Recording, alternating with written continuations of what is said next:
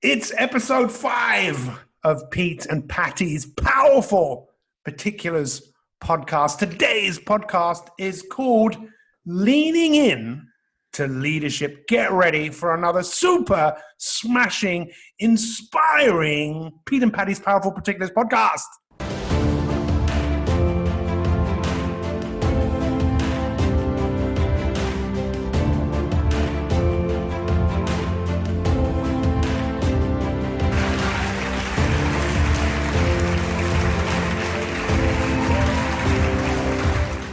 Patti, how are you? Great to see you. You too, Pete. Oh my gosh, this is the craziest and best year ever, isn't it? It's an HBD.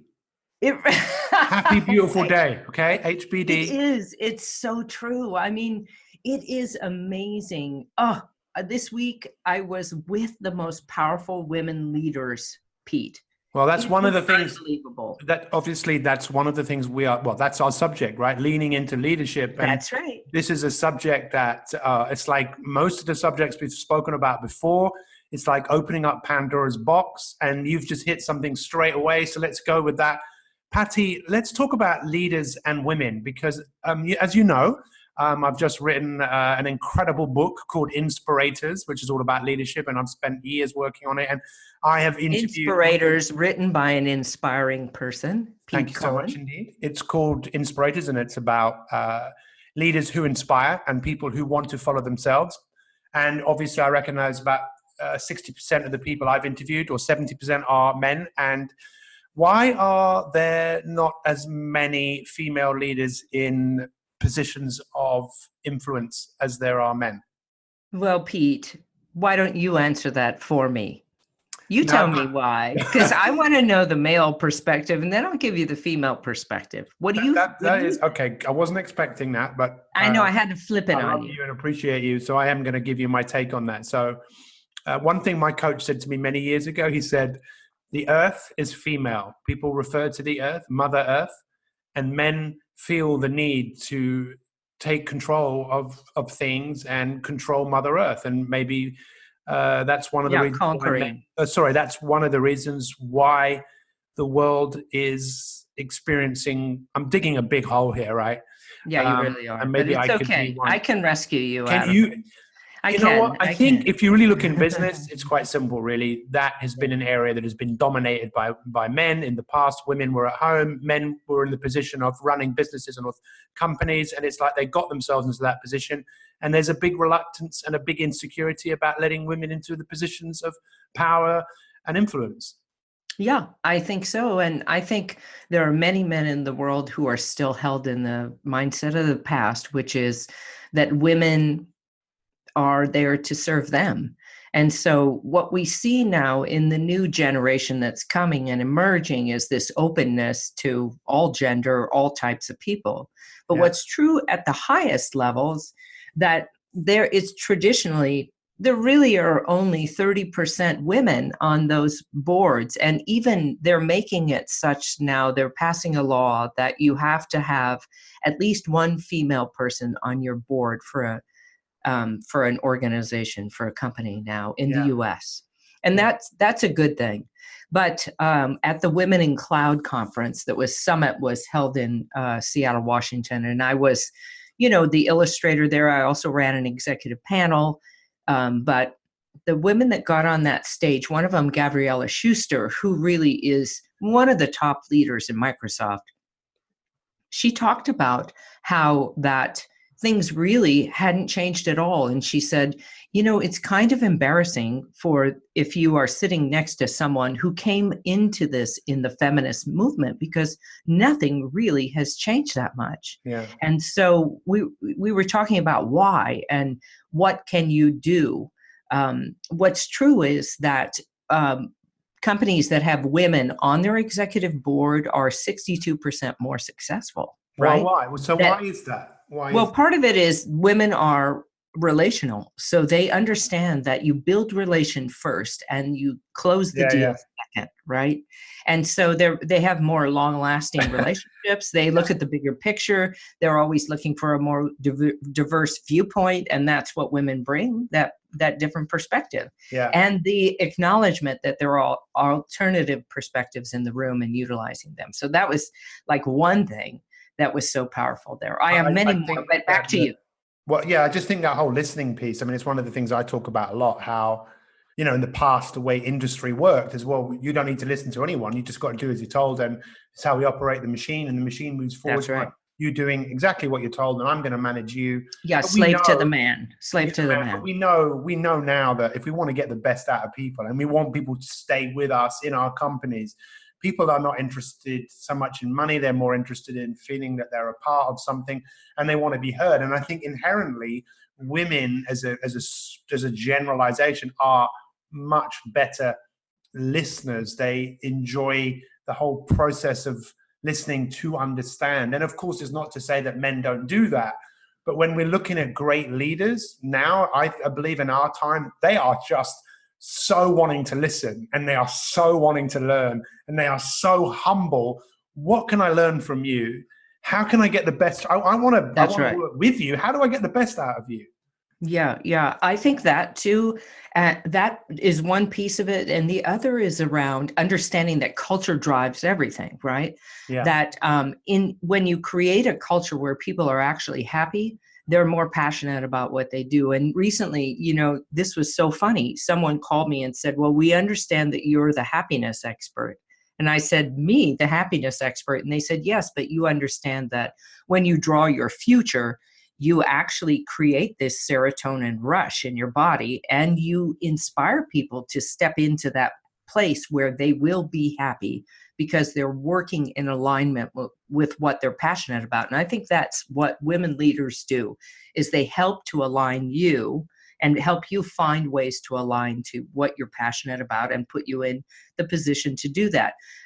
Now, that's not to say that's a generalization across the board about women leaders, but I think there are honestly some really great men leaders in the world today that are doing some different shifting in how they perceive the world and how they lead the world and what they want to do. And I think of that founder of Twitter, Ev Williams, who, you know, went out on his own to try to create holacracy there at his new company, which is a way in which you, at every level, you have someone who is the key point so that teams can work faster and they don't have to wait to get the leader to approve the paper that says you can go now, you check box, go, do your project, that you can decide on your own. And so I think leaders like that represent women and also are part of the culture of including women and other diverse populations. Yes. That makes one of the things I found from, like, you know, I know you have coached MDs and CEOs, and that's something I do and continue to do. And for the book, I've interviewed some of the top managing directors, and with all of them, I was thinking, I'm not going to name names because I was always thinking, who would I want to work for? Of all the people that I interviewed, which one of these people would I work for? And probably out of the 15 that I really interviewed closely, there was probably 3 that I thought, you know what, I would really, really work for you. I would take a bullet for you. I'd put myself out there for you. And I think there were a few common things of why I would, and that was because the person, in fact, one of them said he doesn't like the word leadership. It's like, you know, I don't want to be seen as a leader. I want to be seen as a facilitator. I want to be seen as a collaborator, and someone who wants you to take the lead. And inspirator. He wants to be seen as an inspirator. Yes. Well, the whole concept of the inspirator is someone who wants to follow themselves, not because they've got a massive ego, but because they want to be someone who wants to make a difference. And I think people naturally want to follow people like that. Agreed. So for you, let's talk about some of the great qualities of, if we're leaning into leadership and we want to be a leader in our life, not just in business, but with our health and with our relationships. What would you say, Patti, are some of the key ingredients of inspiring leaders? I would say this first one that you were talking about, that you listen, right? And that you listen to other people and listen to understand, and also listen to yourself. So that, to me, the secret to creative genius really is that you understand that you have to tune in and you have to align yourself with that which is your purpose in this life and go out and do those things. So that's another thing, that the leader understands the purpose. Great leaders have a vision, and they inspire other people to add to and expand their vision so that it becomes reality. Yeah. And that they also really empower other people to step into roles and do what they want to. They And let what you have you seen? take your passion and put it in place. What have you seen? Because I know obviously thousands of people have seen your TED Talks, and that's one of the things that you talk about a lot, about drawing your future and organizations being able to see the bigger picture. What difference do you think that makes to individuals who work in businesses? Well, I think that you have to have your own individual vision for your life. You have to create your own vision. Because if you don't have a vision for where you want to be, you'll just stay and you'll accept what you're given, which now we're back in service to the man, right? And so you want to, those are the old days of where we were in servitude to the king. Yeah. And so that's still stuck in our DNA a little bit, that we're afraid to step into our own personal power and to know that without a shadow of a doubt that we can create the life that we want. So that would be one thing that I think that's key. What would you add? Well, and you said about serving the king. The oldest institution in Britain is the kingdom. It's not religion. So what do we all do for the king and country? We serve them. We're not. It's not in our DNA to think of ourselves as leaders, even though we really can take the lead. We've all got this ability to take the lead. And people say, "Well, I'm not a leader," and I say, "Excuse me. How did you get out of bed this morning? You led yourself out of bed. What sort of experience was that? Were you the victim, or were you the hero in leading yourself out of bed, out of the choices that you make and how you talk to the people you love, how you go about your work?" And Patti, I'm so thankful to you, because not only have you encouraged me in the work that I have done, but you also asked me, as I look up to not to the heavens, to my wall here, and the picture that we drew, how working with organizations, mission statements and strategies tend to be words, whereas pictures they're emotion. And I think people are driven by emotion to move. Well, they're driven by story too, wouldn't you say? Yeah, and that's what great leaders do. Inspires them. Yes. Like Martin Luther King, I have a dream. Okay, what's the dream? Oh, you have a dream that blacks and whites can all live as one. And Margaret Thatcher, who was, I met her in 1979, the first ever female prime minister, who said, "Look, this isn't good enough. If this isn't good enough, these services should not be allowed to continue. There should be a standard set to this." And we all need people that make us look out of the precipice of where we are and go, can we have more? Can we be more? Can we do more? But the other side of all of this, sorry, I was going to say the other side of this is the other type of leaders. I mean, I think leadership is such a valuable commodity, and it's never more important, where you see some of the leaders who are in position of power. Like, obviously we should be careful here what we say, but obviously I know you come from a country where there is a leader that has never probably caused so much controversy that America has ever seen, right? And that's correct.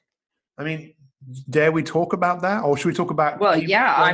What's true is, so, on 60 Minutes last night, Howard Schultz was on there, the founder of Starbucks, who is thinking of running on the independent ticket, because he said, "I was a staunch Democrat my entire life, but now I don't think that anyone in government is actually doing anything to further the agenda of the people in the country. And so on that basis, I would choose the independent ticket." And I think, wow, for Howard Schultz to come up, A, to get into politics because he sees that we're in trouble, and B, then he spoke very openly about leadership in the country and how it was not furthering the good of the whole.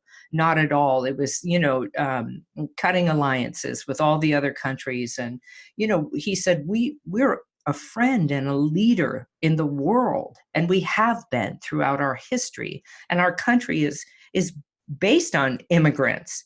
We were all immigrant parents came here and formulated the country of America. So come on, get off that. This is not working in the right direction. So to me, we see leaders who are in all countries. I would say in Sudan right now, I sat with a driver and he talked about who was in leadership in Sudan and how awful it was there. And if they could just shift the regime, it would make for a better opening for people to live. I suppose that's that whole thing about power.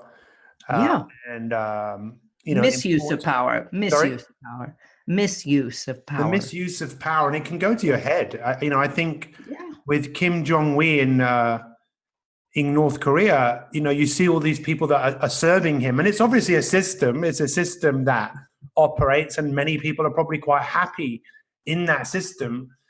Or afraid, Pete, or afraid. Well, listen, let's do another podcast about that subject of fear. When we think about great leaders, who do you think of when you think of great, inspiring leaders? Who comes to mind for you? Well, now I always go default to the female. So Michelle Obama, I think, is a fantastic leader. Yeah. I think that there were great leaders. Even the leader of your country is an interesting woman, and I think that she's done a lot. Yep. Yeah, it's a fascinating thing, that whole thing about Brexit. Yes, by the time this podcast goes out, who knows where the hell our country is going to be in terms of cutting its ties. And for me, because I don't tend to listen to the news too much, because one of the things I've figured out is if I can't do too much about it, I'm not going to do anything about it. I'm going to focus on things that I feel I do have control over. But I do think out of all of this... But you vote, right? You go and vote. Oh, yeah, definitely. Right. But so that for some people, when they hear you say that, they'll think, let's just abduct ourselves from the system. But no, that's not what you're talking about. No, what I'm saying is, I think what's great about all of this business with Donald Trump and what it's doing is it's definitely causing people to talk about this. And I hope it drives people to the point of saying, no, this is the type of leadership that we want. We want leadership that is, and maybe he would, because there's always at least two sides to every argument, and I think that it's very easy to say someone's right and someone's wrong. And I think what's more important is to say, how are we going to move forwards from this? And what is it that we really, really need? And I think what we need is leaders that really want to make the world a better place. That's right. Yes.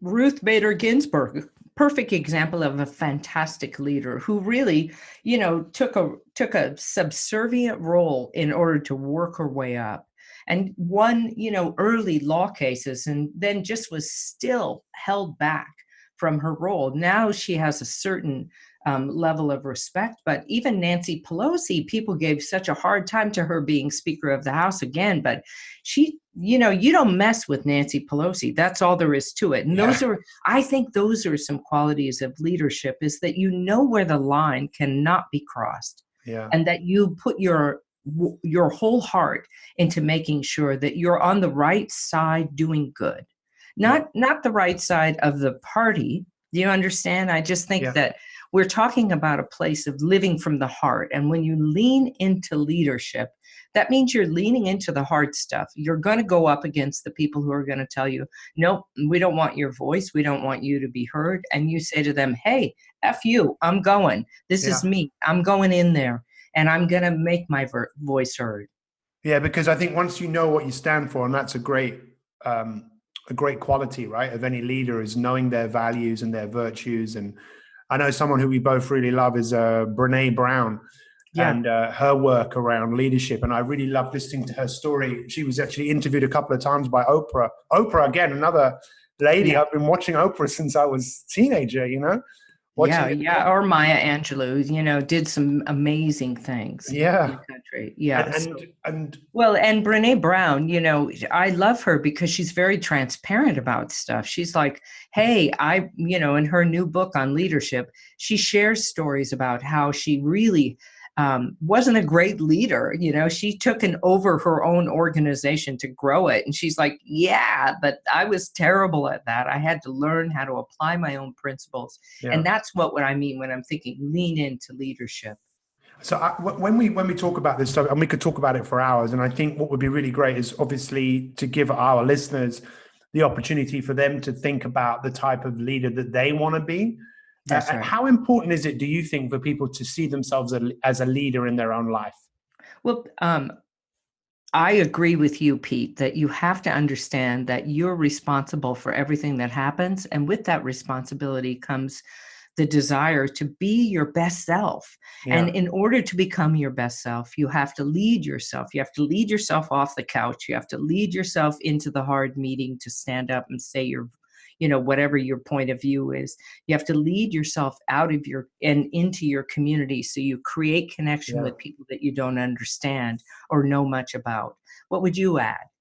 Well, it's what you've taught me, what you've really shared with me, and you've really woken me up to this, and I'm extremely grateful. I know I say that a lot, but it's the truth, because and highly mutual. What you did is you made me realize just how important it is to have a picture of where you're going in your mind. And I used to really resent when people used to ask me the question, where do you want to be in a year's time, or 3 years time, or 5 years time? Yeah. Because you know what? I really didn't know. But that's because I've never thought about it. I've always wanted to move away from where I'm going. If you can create a vision of your life that inspires you to do more and act more, become more, then problems just pale away into insignificance, because you think there's a bigger picture here. And I think that's what great leaders do. They make people realize, oh, I see where this is going. I see where I fit into this. But we should all be I think we should all be doing that, because if we take this is why I heard someone say, they said, hell is coming to the end of your life and meeting the person that you could have become. You're just about to die, and that person walks in, and you could have been that person. Yeah, you mentioned this, and I think this is key for everybody that's listening. There are a couple of things that Pete, I just want to call out what he's saying is that, one, you have to, understand that everyone has the opportunity to be a leader of your own life. Two, create a vision for that which you want to become or have, and step into that. Find ways to step in. And I would add a third piece, which is learn to connect to your creative genius, whether you do meditation or you do it during running, or you do it when you're, sitting, being quiet somewhere and watching a stream, or even when you're just before you fall asleep at night. Envision your best self as a person you can have a conversation with, because that's really what it is. That internal dialogue you're always having is your creative genius. Yeah. You're sharing with them, this is what I'm struggling with. What do you think I should do? Should I do this, that? And then your brain pulls from your hippocampus, the memory bank, and it pulls up, well, what about this? What about that, Pete? How about this one? Right? And then if you allow for the bigger picture of your life to start to put the slides there, you have a much better experience. So the third piece would be get quiet enough to hear your creative genius. One of the things that I also want to share before we kind of bring this to a close, apart from obviously telling people also to, I think by the time this comes out, or soon around that, my book will be available.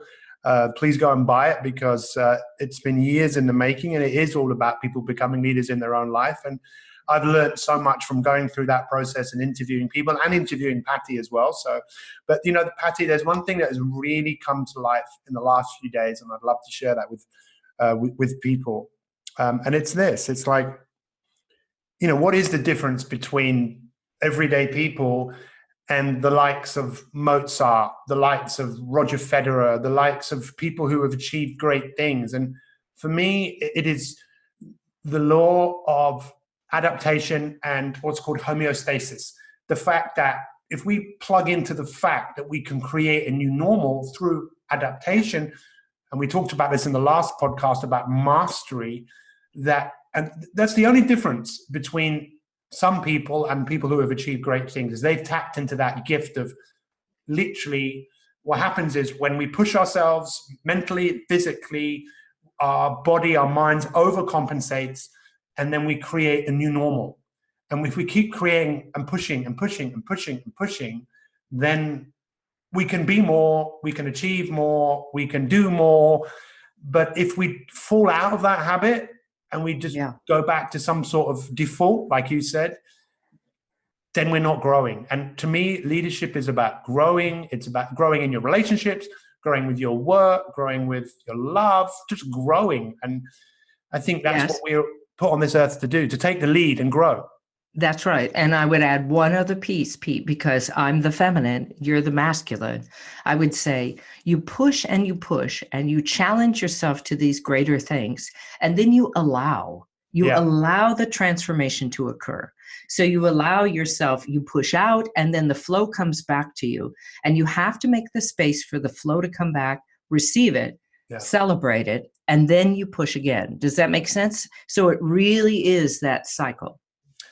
Thank you for saying that, because, again, my coach, who's no longer, you're my coach now, but my coach, who's a picture of him up there, that was one of the things that he always said. You said, you put out, but then you got to let go. You have to let things manifest. Obviously, if you just keep pushing and pushing and pushing, and especially if you don't enjoy the ride, then you're going to burn out, Yeah.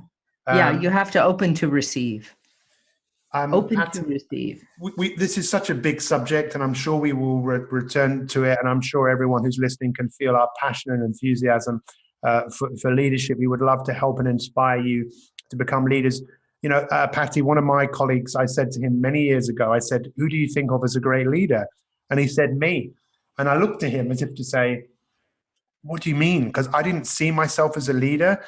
But it's what he said next. He said, "For me, a leader is someone who I want to follow." He goes, "I want to follow you because I believe in you. You believe in me, and you want to see me grow." And that's why you're someone who I look to. You lead me, I lead you.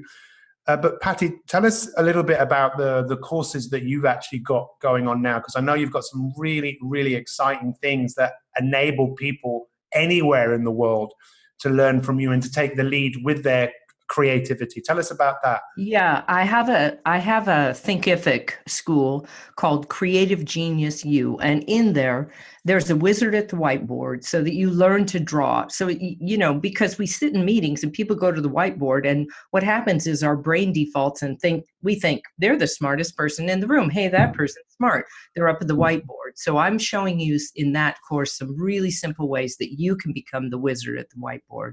Yeah. And the other thing is, I gave that TED Talk, Draw Your Future, but people around the world have asked me, do you have any certification for it? So I can run it with my teams and know exactly what to do and how to manage them through these changes so they go from goal setting to goal getting. So I'm doing a Draw Your Future course that's up there online right now. And this is the first time that you've done that as well, like this, right?